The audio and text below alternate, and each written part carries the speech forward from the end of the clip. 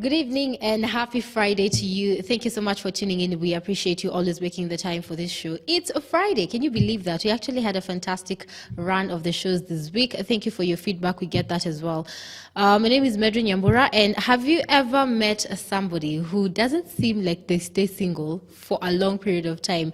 They're in one relationship, then they go to another one. And then on the flip side, you find people who are never in relationships. Points to self. I'm kidding. The reason why I asked this question is because apparently there's something called undateable or dateable. Even I don't understand that question. We'll be answering that with our guest today. She's on the way, and hopefully get that discussion started in a few. But think about it for now. Are you dateable or undateable? Let's listen to music and then we'll be right back. Good evening. If you're just joining us, some fantastic music there, and my name is Medrin Nyambura. Our guest is here. Thank you, Jesus. You know what I decided? When I grow up, I'm going to buy a chopper for all our guests. That way you just picked up and dropped off. But I thank God you're here. Karibu Sana. Her name is Joy Kula, who's a dating coach. And yes, she's female. So I have a question, Joy. Yes. What does it mean to be dateable? I've been going through my mind. I'm thinking, am I dateable is the question. What does that mean? Fantastic. Thank you, Medrin. Karibu. And that's part of the reason why I'm here. Yeah. Thank you for having me. And also apologies to our guests. I'm a little bit late. I You're apologize for that. I'm here. Yeah. So yes, I'm excited. We're going to be talking about, first, what are the signs that you're ready for dating, relationship? You know, the certain things that Please you look don't at. look here. Okay. Yeah. What are some of the signs that you're ready for a relationship? Mm-hmm. And then, you know, how do you become a bit more dateable? Okay. I've been in the church space for a while. You know, a lot of guys say, oh, you know, I can't find a date, or, you know, but are they actually doing something to make themselves more attractive? But we are waiting for the Lord. We are waiting for the Lord. Wow. There's something about faith without works is dead. Yeah. Yeah. So, yes, we can pray, we can go for the cashes, but, you know, there's certain things that we need to do to be out there and become dateable. So that's part of what we'll be discussing today. Okay. Right. So please, could you define... So if I'm dateable, what do I look like? What do I act like? Okay. Allow me to first look at what are some of the signs that you're ready to date, okay? So sometimes maybe you've gone through a painful breakup, or, you know, you've just not been in the dating scene for a while, and maybe you're asking yourself, you know, am I really ready to date again? And there are just certain things. So I've got a lot of mentors that I follow as a dating coach, and these are just some of the things that they highlighted from some of the coaches that I follow. And one of them is the X factor. Okay, so the X factor. So you've been dating and you broke up, things didn't go well for whatever reason, but you're not over your ex. You're not over your ex. So, you know, you keep going to check his Facebook posts. Does that sound familiar? I shall not confirm or deny. You know, you want to know what's happening on his Instagram. You know, like when you send a WhatsApp message, there's usually just two blue ticks. So you sit by your phone, you're wondering, when is this guy gonna respond, you know? Yes. And so one of the ways, if you really want to know if you're ready for the dating scene again, is, are you really over your ex? And a lot of times we don't take that time to maybe move on or find closure from, you know, a past relationship that didn't go too well. And we just get caught up in that X factor. So if you find yourself in a space where, you know, you can still be friends. You know, maybe a relationship didn't work well, and you evaluate it and you say, you know what, I learned this from him. This was the good I learned from him or from her. And you're able to even meet maybe a year later and you've got no hard feelings. And that's a good sign. Okay. That's one of the good signs. Let me signs. ask you, Joy, if you do that, sorry, I'm digressing, but if you remain as friends, I'm always thinking about the new partner, the new spouse. Are they comfortable with you having some sort of a friendship with your ex? I think that's where the other thing comes in is communication. You've got to be able to, one of course, respect that relationship. If somebody goes into a relationship with someone else, you've got to be able to respect that. But I think also just an open communication that, we're just friends. So if it's the guy and maybe the lady says, I'm not comfortable with this friendship, then it's up to him to, have those boundaries defined. Okay. So boundaries are very important in any relationship. Okay, yes. I agree. Carry on. What's the other sign that you are ready to date? Okay, so one of the other signs is that you're not bitter or holding anger. Yes. And like you keep looking at me. Okay. I feel like this is a counseling session. No, absolutely no. We're just having a chit chat, you know? So, if there's anger or hurt or bitterness or maybe an ex cheated in the relationship or something, went wrong, have you let all that negative energy, that negative vibe go, or are you still carrying the emotional baggage? Okay. I like to give personal experiences whereby, maybe a relationship, or they call them situationships. Situationship. Yes. Didn't go very well. And so, you meet somebody new and maybe you're out on a coffee date and you start talking, and then somewhere in the conversation comes up maybe your past, maybe not necessarily the first date, maybe one of the dates you're out on. Yes. And you just find yourself just this, you just go out and you've got all this baggage and, you're just like, rambling out about how this guy was wrong and how he's not this. And, it just becomes something that, you realize you've not dealt with the emotional baggage. Okay. So it's important that you deal, if there's bitterness, if there's anger, any negative energy or any negative vibe, it's important that you deal with those emotions before you say, I'm ready to date again, because somewhere along the line they will come up. Something funny, most of us have been in the other situation where you're on the receiving end of the bitterness, right? And it's pretty awkward, because I'm thinking, are we talking about our exes? What exactly are we doing? And they go on and on about how their ex was a bad person, and that sort of makes the other person look bad, right? The person who's bitter. Okay, so from the receiving end, what do I do when that happens? So you're wanting to date this person, but they have a negative view of their ex? Exactly, and they keep rambling on and on, because I'm thinking, this is what they might say about me if anything happens. To be honest, that was me. I would, especially with my girlfriends, I'd really rant, and I'd be like, this guy is uncouth, this guy is all this, I'd really rant about whatever the issue was. And then, one of my girlfriends one time said something, and she said, Joy, this is not the first relationship that you're ranting about.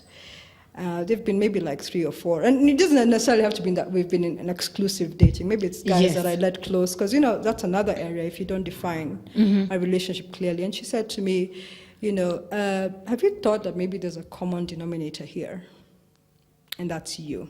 Oh my Lord. Okay. And that goes back to, it's very important, and I tell this to a lot of people that I talk to, your self-worth is so important, and just being able to go back and see, okay, where did I go wrong? How did I mess up? What could I have done better? That will definitely help in your next relationship. Just being able to, take stock of your past relationship, and how can you be a better person when you go into the next relationship. Okay, I hear that. So no more bitterness. Okay, what else? And bitterness, you don't get over it like overnight. It's a process. There are people who've been hurt, maybe they've gone through some form of abuse. Yes. In a relationship, whether it's emotional abuse or, sexual abuse. And so it's not something that you get over overnight, but it's a process. But allow yourself to go through that, because a lot of times, again, what happens is, this guy really broke your heart. And you're like, what? I'm going to show him what I'm made of. Yes, yes. The kind of thing. The guy's like, I'm going to show her what I can do. And so you run and you want to jump into the next relationship and, jump into the next bed. That's not right. Okay. Because you're, at the end of the day, you'll end up just hurting yourself.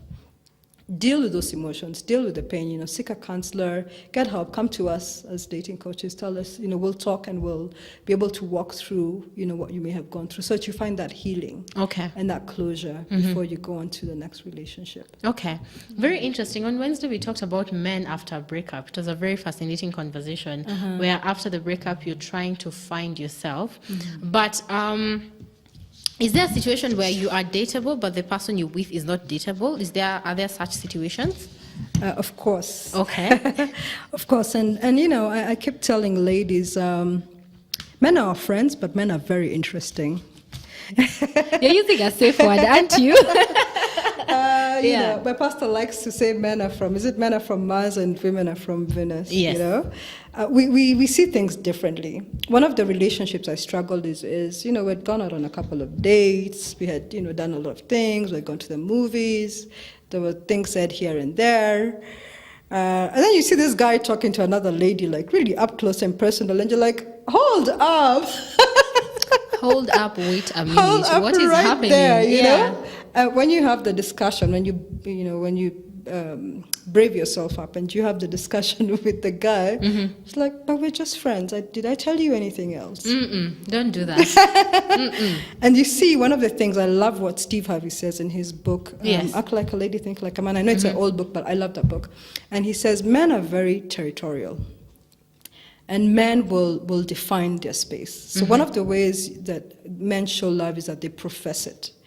So if you've been around a guy for like 6 months, a year, 2 years. A year, Joy. A year is a long time. People, you know, people do it for 5 years. Okay. That's you know. Yes. But you know, if you've been in that space for a long time, and this guy has never like labeled you, or even as a lady, you've never had that discussion. You need to have that discussion. You need to be able to have him at least define what this relationship is about, because then you're not caught up in sort of like a limbo. I'm sure you've had friends who maybe have hung around a guy for a while, 3 months or 6 months. Listen, I'm the friend who says, girl, it's been 3 months, you're going to need a label, you're going to need to meet some friends, because now it's not making sense. Exactly. Yeah. So that's one of the things that definitely, you know, men are just wired that way. Okay. Men will define the relationship. So if you're wondering, you know, are we an item? Are we exclusive? And that's another thing. If he's put you in a space where you have to wonder if you're exclusive, that's a red flag right there. Please say that again. So if a man has put you in a space, and this is from the experts, okay? This is not Joy. Don't shoot Joy. Yes. But if he's put you in a space and he's not defining that relationship, then yeah, I mean, that's a red flag right there. Okay. Yeah, he needs to be able to define the relationship. Okay. Yeah. Can a lady ask whether the relationship, what the status is? Can you ask the question? Okay. I encourage ladies to do so. Many people may not agree, but I encourage them to do so. Okay. Why? Because something that's very important is self-worth. And you don't want to be in a place where your worth is reduced because this guy is not defining who you are, where you're going. You're always wondering, okay, if he hasn't called me on Friday evening, where is he at, right? But what I'll say is, I think it's the way you say it. Okay. Even making the first move.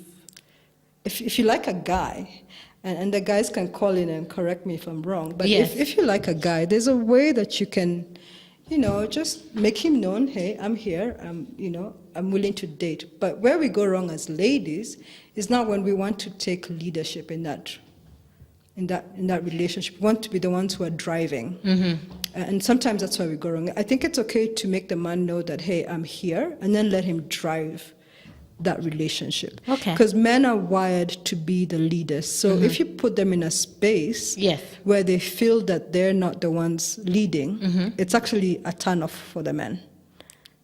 Okay. It's actually a turn-off for them. They feel that, you know, this lady, one of the topics maybe we can talk about is why men ghost. You know, you can be with the guy for like 3 or 6 months and all of a sudden he disappears. And then you see him married on Facebook. Personal here. Yes. Yeah, but you know, I've also had that experience where, you know, the guy just ghosted, and when you look at it, actually, you know, maybe actually the guy liked you, but maybe you came on too strong. Listen, we need to listen to music, then you come answer that question, because somebody in my life is going through that. What does that even mean, that you came off too strong? And I'll also be asking you whether you need to sort of subdue your personality so that you look dateable. We'll be answering those questions, but for now, we'll listen to some music. If you have any questions, 22316 0786 316 316, and Joy is here to answer your questions. music there, talking about hope and how God is our hope. And today we are live on Family TV, live on Family Radio with Youre. And I'm telling you, I think she came for me. This show is too personal. I can't take it though. Joy, no discussions off the air, okay? But I think we need to do a coffee date, maybe. Yeah, please, off air, tafadhali. Sitaki kujianika hewani. But there's something you've said very beautifully, that if guys or girls ghost you, but in this situation, if a guy ghosts you, one of the reasons could be you came off too strong, and they asked you, what does that even mean? Okay, so like I said before we went on the break, men, the way they're wired by God, are territorial. Yes. That means they define their territory. They want to be the ones who do the chase. They want to be the ones who do the thrill. So there could be that initial when you first meet up that, he actually has an interest with you. But, then you're the one now making the calls. You're the one who wants to decide where you're going out to do the date. You're the one who's deciding, you're become like you take over. And so what do you do there? You kill the thrill for the man because he's like, hey, you know what? She's running the show. Yeah. So coming on too strong would be you're not allowing the man to be the man. Okay. You're not allowing the man to show you how he can spoil you, how he can take you out, how he can love you. And sometimes men feel, what's the right word for that? Thrown off, I guess. I can see the filter running through your head. Yeah, I had many words. Let's go with thrown off. Okay. I've done that also, you Yes. know, and I had to sit back and I had to ask, hey, this guy was a good guy. No, he has a good heart. What happened? Why did he stop picking my calls? Why did he stop hanging out like we would? And I realized I was too pushy. Okay. And I needed to let him be the man. That's courageous of you to admit, though. That's why I'm a dating coach. We learn through our experiences too. Allow me to read you something. Right. So I found this on The Atlantic. It's an article written actually by a Christian who said that dateable girls know how to shut up, not to dim their shine. They just know the place of men. They let them be. So they relax around men, and the man gets to be a man. Is that what you're saying? So I'm not saying that she completely shuts off herself, because there's a place where you need to be the woman and you need to be able to communicate your needs. You need to be able to express what you want in a relationship. You need to be able to call out. Okay. What's the good word here? Just call out when the guy is wrong. Okay. So I'm not saying that I'm not advocating that when you go into the relationship you have no say. No. But you have to, and even if it's a guy probably who doesn't have money. Sometimes I think you could find that there's this talk of the girl child, and she's got the money, she's been empowered, and sometimes maybe if you're dating a guy who's earning less money, you could use that to intimidate him. You could make him feel like he's not a man, and sometimes that will make men back off. Because how do you show a man love? One of the ways you show men love, it's not like how ask a gully, you want to be told, oh, I love you. Yeah. No, you show men love by respect. Okay. Yeah, so you don't go out talk about him with your girls and put him down. How you show men love is one of the ways is through respect. Yes. Let me ask you, I hear what you're saying, but I've talked to a couple of ladies who are either in a situation, either marriage in their early years or they're dating, and the lady has more money. But you see, for women, some women do not intentionally put the man down. It's because they're trying to be naturals. So you're like, what business idea do you have? Can we fund it? Can I do this? So how do I make sure he's still the leader even when he looks like he's not, if you know what I mean? Okay. And I think allow me to bring in the point we're discussing over the break. This is something even I use as a mantra for myself, is that we attract who we really are. Okay. It's okay for a man not to have a job. But if you're attracting a man who will stay in the house 8 to 5 doing nothing, just sitting on the couch and watching Netflix, that tells me a lot about you. Okay. And where you've placed yourself in terms of what you believe how a man should love you, how he should be towards you. Okay.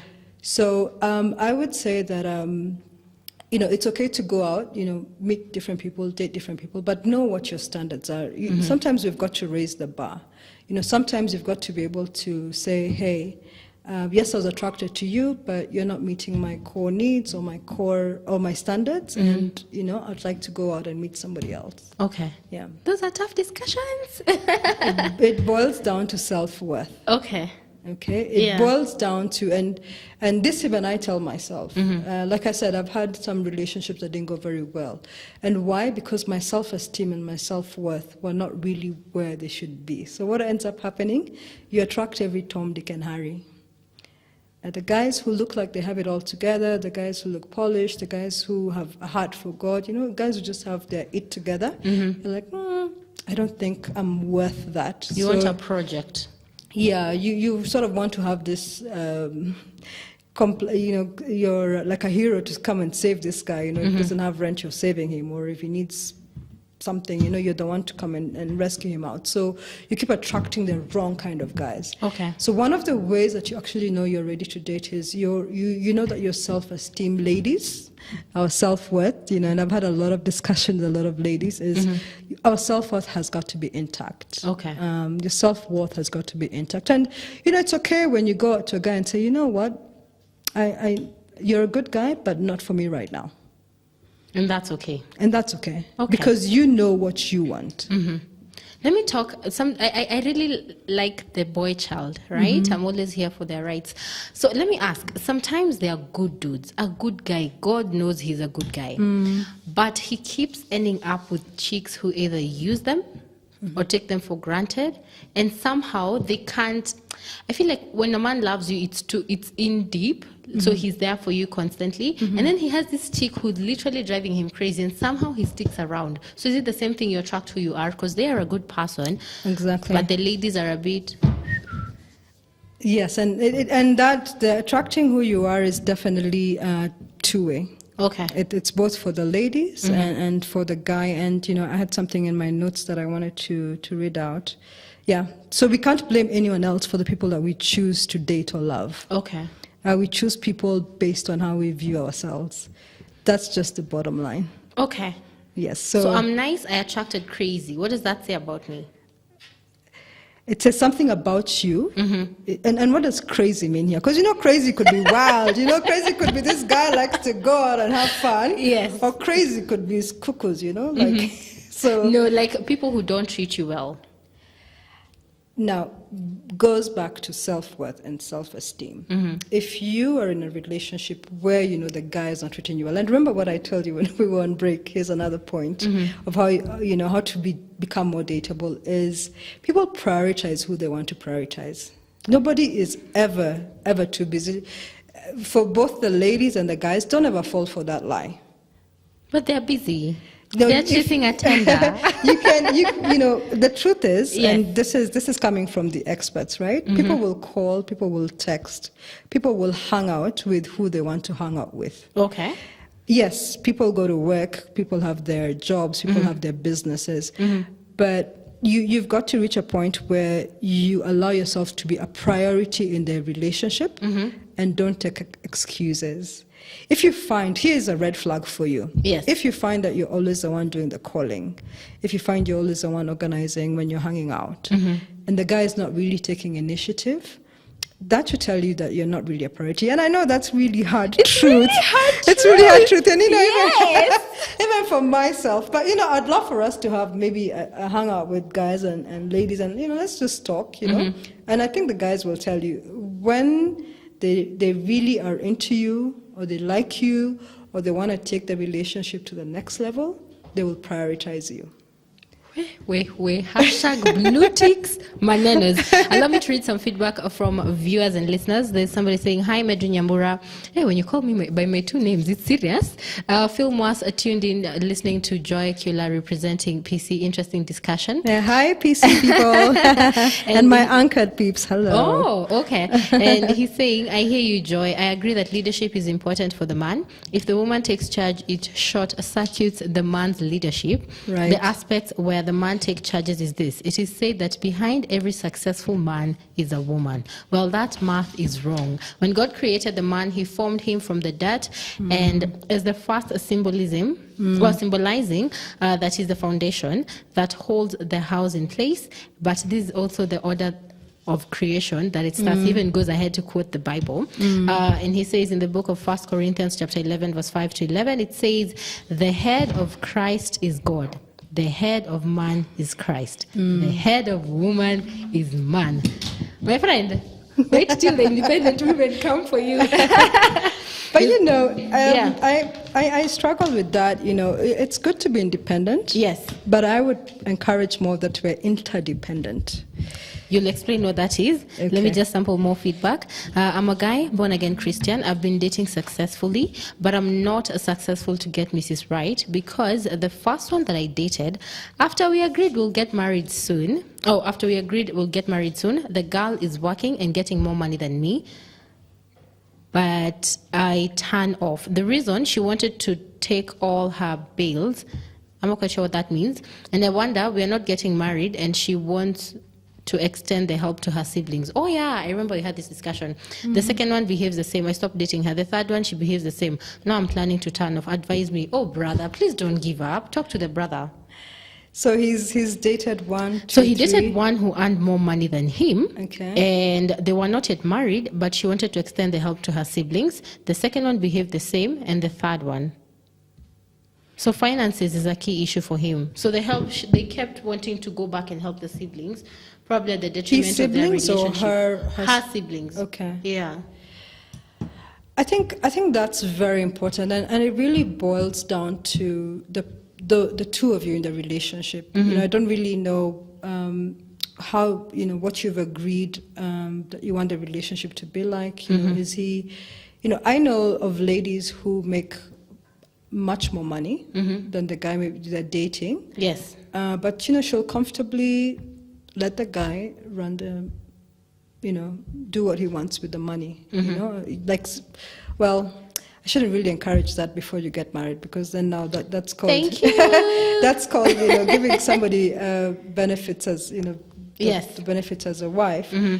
But I think what I hear from you, though, is I think there's an issue there of your self-worth has been affected. For the guy? Your self-esteem as a man, yeah. Okay. From what I'm hearing, from what he's saying. And maybe that's something that would be a key place to start, because maybe he feels, because I don't have the money, so, she doesn't treat me right, or she's making the final decisions and it's affecting our relationship in the long run. So I think what I'd encourage you is work on building first on your self-esteem and your self-worth as a man, and get the self-respect before you date again, because there's a pattern there. And remember I said, when you see a pattern, go back and say, okay, wait, there's a common denominator here, me. Okay. So fix you first before you go out to date somebody. Okay. There's something very important you mentioned as well. Patricia, you're saying, Patricia is saying this dating maneno is heavy. Patricia, you and me both. So there's something you mentioned categorically, being able to communicate your needs. Yes. So for him, maybe should he have the money discussion during the dating period? What does he do?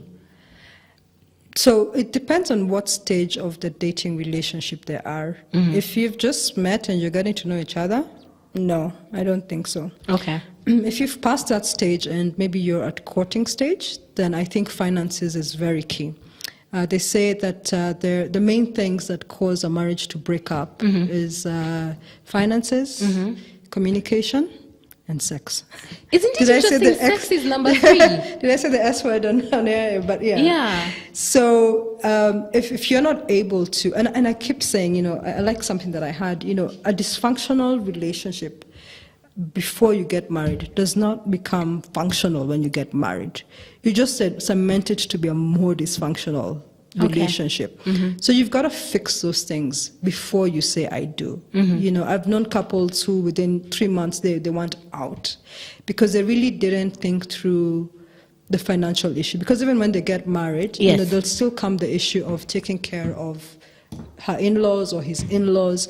So those are things I would encourage, especially I don't know if you've gone through, if you're at the courting stage and you're planning to get married, the marriage counseling classes. I know at our church, Purpose Center Church, they usually tell the couples when they're starting that the aim is for them to separate by the time they're done with the 12 weeks. Okay. Like if you make it through the 12 weeks, then you're ready to get married. Okay. And there's a class that they actually do on finances, and you go deep into understanding his finances, her finances. When we get married, how are we going to work this out? And so that's very, very critical. Okay.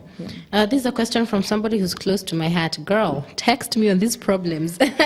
She's saying, I'm loving the discussion, but then if the guy doesn't love chatting and you're the one doing most of the talking, is it that you're not a priority? It is said that girls love talking more than girls. Break it down, Joy. Okay, so yes, I mean, there are those who are introverts, yes, and maybe you won't find them talking a lot, but that's not what I meant. You know, a guy can actually call you and, you know, just want to hear your voice and not really say much.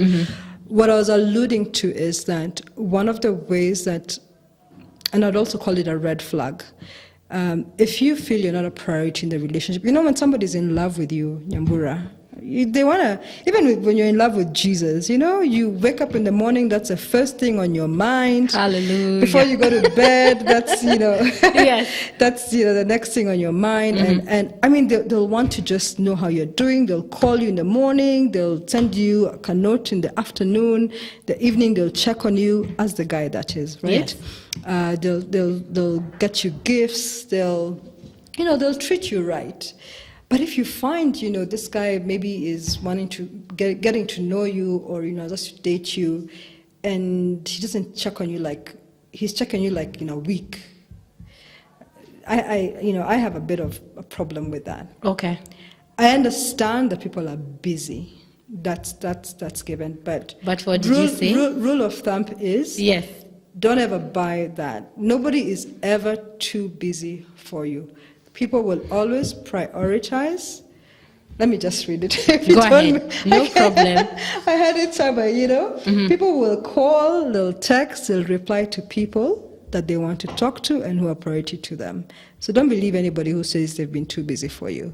And goes back to self-worth. You know, okay. I know it's a tough one. And so here's the thing. Yes. If you want to have a healthy dating relationship, you must stop making excuses. That's, especially ladies, I think we do that a lot. We really make a lot of excuses for people's behaviors. Okay. Wrong behaviors especially. And we want to repaint, you know, they show you who they truly are, but you want to repaint who they are. You're like, no, I don't really think that's who he is. I think this is what he was actually. You want to repaint But don't you think if you have to explain it to yourself, there's a problem?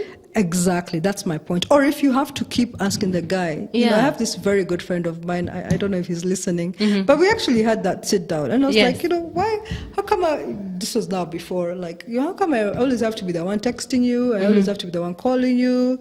And it was just like, you know, I mean, if I was interested, I'd have told you. You know, Joy, you've gotten blown in life, but no, well, you know, at some point, we like I said, yes. At some point, you want people who are real and authentic. Huh? Yes. Don't surround yourself with phony people. You want people who are real, people who are authentic. We'll just tell you as it is. They'll be like, you know, Nyambura, you're a beautiful lady, but I'm just not feeling you right now. What? Don't get any ideas. Do not get you know, any ideas. You're the lady I want, Yeah. and, you know, I want to take you out, and I think you're the lady that I want to be with. Okay. So, Joe, we have about 4 minutes, and I really want us to tell people, how do you date God's way, like intentionally dating?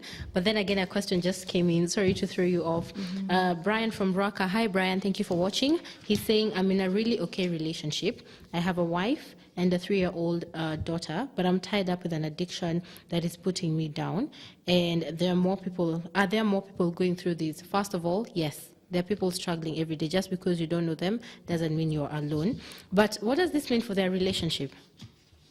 So he's married? He's married, but he's struggling with an addiction. And this is actually a cry for help, because he's asking, are there more people going through this? Yes. So I keep saying, you know, the fact that you're married doesn't really mean that you don't have issues. Okay. What causes an addiction? And this I learned through a lady called Laimani Bidali of Alabastron. Ooh, I know her. She's been a good mentor of mine. Yes.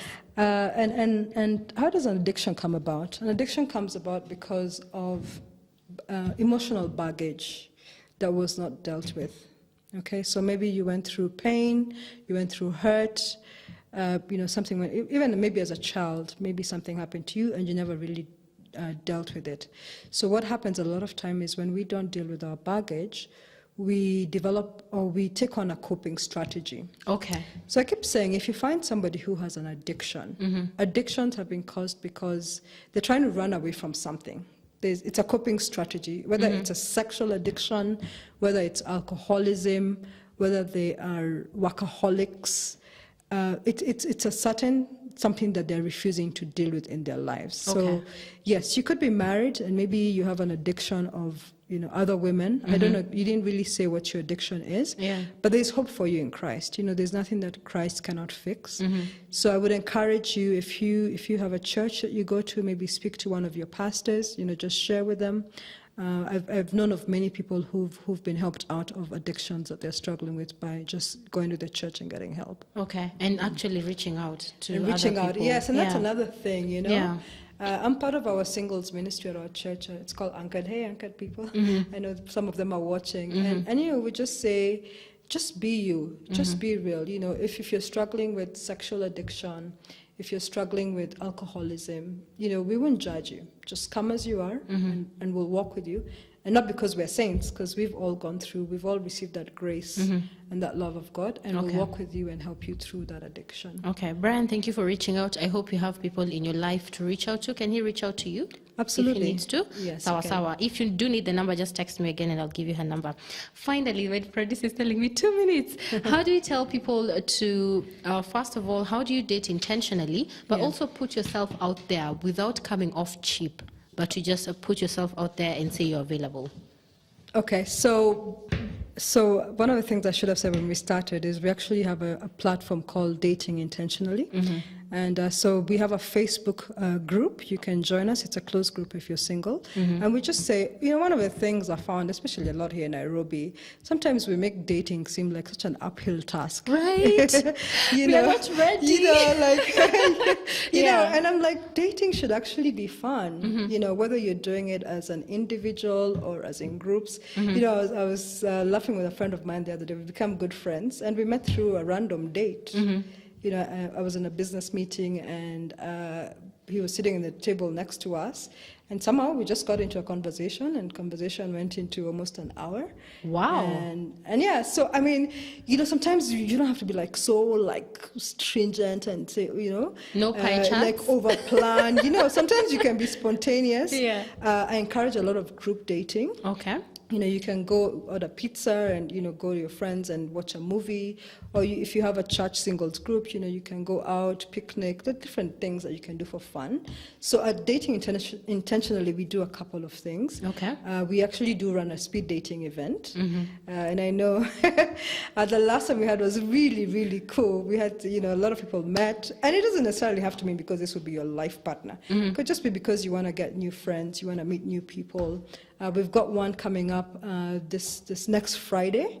It will be at the Ibis Styles Hotel. That's in Westlands, Rafter Road.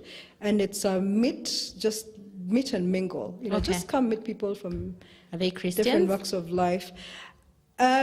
So for me, this is my way of ministering. Okay. So I don't necessarily say that you have to be a Christian. But what I do say is, you need to be mature. So that if you meet somebody who's not a Christian, you have to be able to put your boundaries and know what you want and what you don't want. Okay. My dear, we're being wrapped up. You'll come again, I promise. I love your vibes, and so many people had questions. Let's do this. How about we plan for another day for her to come and she can answer all your questions? But I've learned something. If they don't, there's no excuse for being too busy. If they don't make time, it's because you're not a priority. 99% of the time, 99% of the time. Don't take excuses. Be a priority in a relationship. Okay. I keep saying there's 7 billion people in the world. So why are you sticking with someone who's not making you a priority? That's my parting shot. Kwisha Maneno, take that into the weekend. Thank you so much for watching the show. Tomorrow we'll have a run of some of the best episodes during the week, and you can catch that on Family TV at 11. But for now, have a good night, and I've gone to heal my heart. Jaya ameniumiza roho.